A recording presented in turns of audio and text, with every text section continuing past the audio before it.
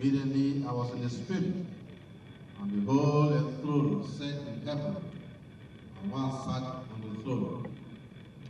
And he who sat there was like a jasper, and the sardius stood in appearance. And there was a rainbow around the throne in appearance, like an emerald. Around the throne were 24 thrones.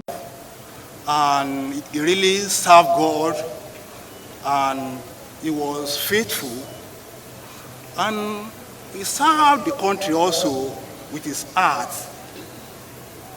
And I really thank God for the life he lived. And I pray that his soul will find rest. Thank you so much. On the 12th of September, 1987,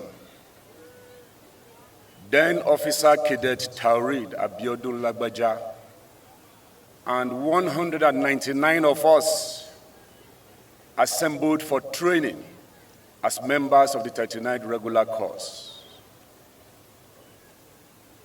We trained and were commissioned together into the armed forces. Right from time, he led with no doubt.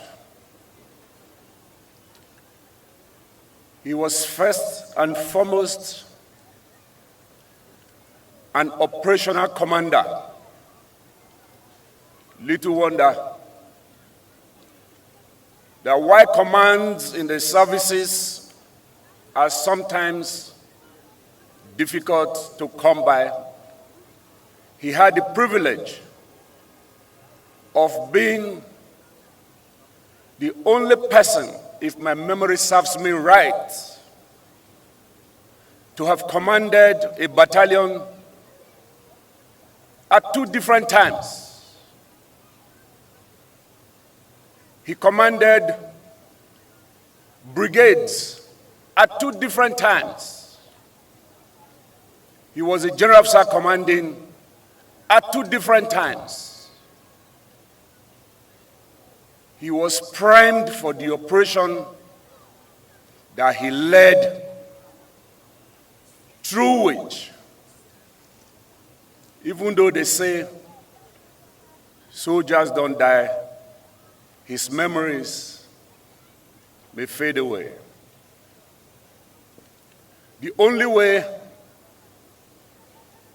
I and my classmates and the other members of the armed forces, officers and soldiers that he left behind, can honor his memory truly,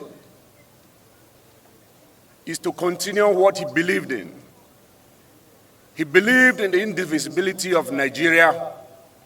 He believed in service. He gave everything.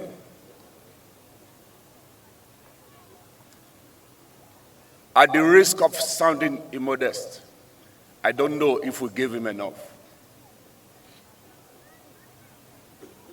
Dear classmate,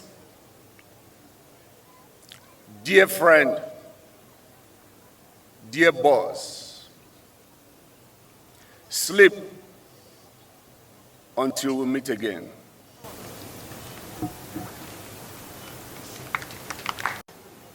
Other members of the Lagbaja's family, senior officers both serving and retired, the President, Defense and Police Officers' Wives Association, Mrs. Lillian C.J. Musa, and the President, Other Military Spousals Association, our royal fathers here present, the clergy, distinguished guests, members of the press, our dear now members, ladies and gentlemen, a light has dimmed, and in the heart of a nation, a void remains. Lieutenant General Taoreed Lagbaja, a man of courage, a guardian of hope, has marched into the eternity, leaving behind a legacy etched in valor and sacrifice. With every step, he walked a path of purpose, of unyielding strength and dedication to the service of Nigeria. Born from the soil of Osun, he rose with resilience, of the mountains, his spirit of enduring as a rivers that curve their way through hardship to those he served. He was a pillar of protection, an unwavering beacon amid storm of uncertainty and threats. But beyond our soldiers was a man of faith, a spirit rooted devotion and conviction. In the throes of duty, he held fast to his spirituality, finding in prayers the fortitude that guided him through the darkest battles. His beliefs were his anchor, a quiet force that strengthened him as he led and sacrificed for the nation he loved. His life was not only a mission of arms, but of the heart, a journey where faith met duty and courage met compassion. As we gather hands, held in solace and grief, we recall the gentleness in his smile, the depth of his wisdom, the vision that he led armies and inspired peace. Through the lens capturing these solemn tributes, we see him again, not as a fallen soldier, but as a figure immortalized in our memories. Forever vigilant, forever honored. In the warmth of family, he found his sanctuary, a place where duty softened into fatherhood and leadership yielded into love. He was a devoted husband, a guiding father, and a source of strength to his family, who in his life and legacy find the mark of an unwavering spirit. His home was filled with the same values he brought to the battlefield: honored, strength, and boundless compassion. To his children, he was not only a father, but a pillar of strength, teaching them that true valor lies in both service and love. And so, in the procession of honor and farewell, we carry his memory, enshrined not only in the medals upon his chest or the ranks he achieved, but in the countless lives he touched and the noble deeds that define his legacy. As the final salute is given and he is laid to rest, let it be known that a warrior has ascended, the Lieutenant General Taoreed Lagbaja now joins heroes who stand guard over dreams and our peace. In his absence, we find strength. In his memory, we find purpose. This is our farewell, our tribute to a man who was merely a soldier, but the heart of a nation. Though the sun may set on his life, his dawn will forever rise. In his soul, he inspired Lieutenant General Lagbaja, rest on, for you have given all, and in our hearts, our light endures eternally. Thank you.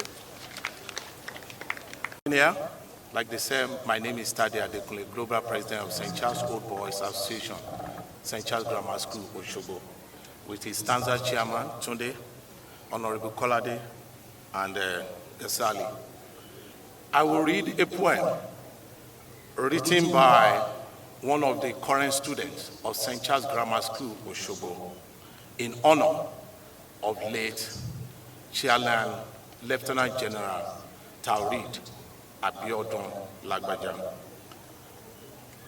The immortal hero, a militant heart, now still and cold, the nation mourn, both young and old, a warrior soul, a patriot might. On the field of faith, you shone so bright. With every piece of bread, you shield our motherland, leading brave men with a steadfast hand, both now empty, blade of honor now laid down. His cannons cry extinguished, yet legend remains. A warrior's pulse, now stilled in time, on the altar of freedom, you laid your life, your sacrifice, our beacon hope, your footsteps echo in our mind. A trailblazer, forever aligned, though gone, your spirit remains. Your valor shines like stars above. Now rest in peace, your story told. Fierce heart, forever silenced. Battle-hardened soul, now at rest. We mourn your loss, yet celebrate the life you live. The victory is great. There's dark veil cannot conceal your heart, shining bright in our hearts, a guiding light. We honor your memory and your name, etched on in our heart forever, a warrior's heart that beats forever anew. Humility, humilitas. This poem not written by me, but written by an SS student, Agboola Nahim, of St. Charles Grammar School, Osogbo, for late Chilean Lieutenant General Taoreed Lagbaja. May his humble soul rest in peace. Thank you. We come to the parade ground to sing songs in a service of songs in his honor, this time around without his presence physically here with us. But I believe that in the spirit of our Lord God Almighty, he is here with us.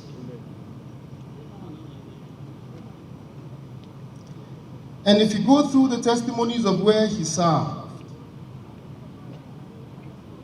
there's something he left on the sound of time, which is prompt attendance to church services.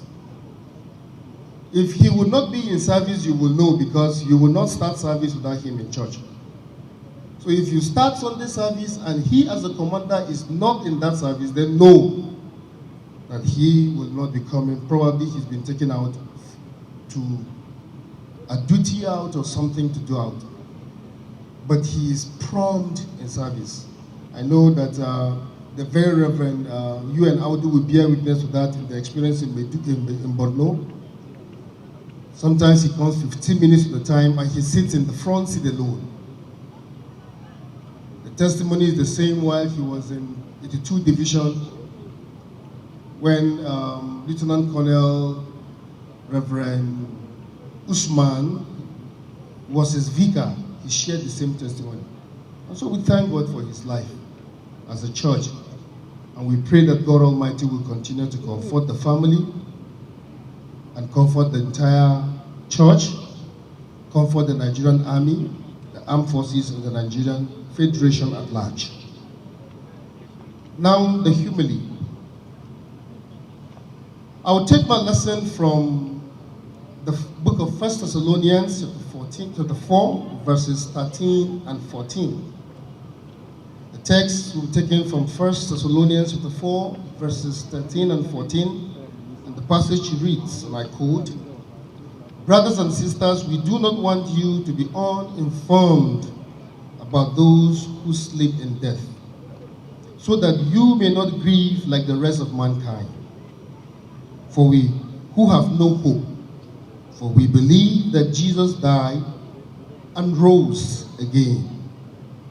The brief homily will be titled, "Comfort in Grief, a Song of Hope." Comfort in Grief, a Song of Hope. As we're all gathered here today to sing songs of praises to God in honor of late Chief of Army Staff, Lieutenant General Taoreed Lagbaja, I want us to know emphatically